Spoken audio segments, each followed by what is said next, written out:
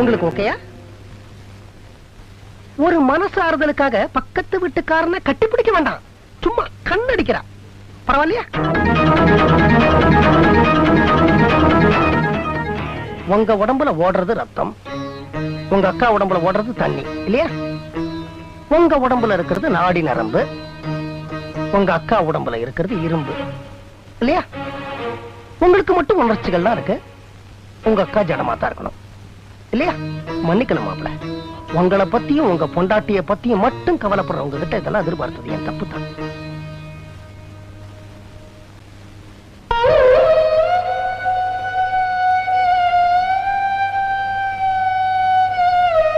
அக்கா, கல்யாணம் ஆனதுல இருந்து இது வரைக்கும் நான் உனக்கு நமஸ்காரம் பண்ணதே இல்லை. அது உனக்கு பிடிக்காதுன்னு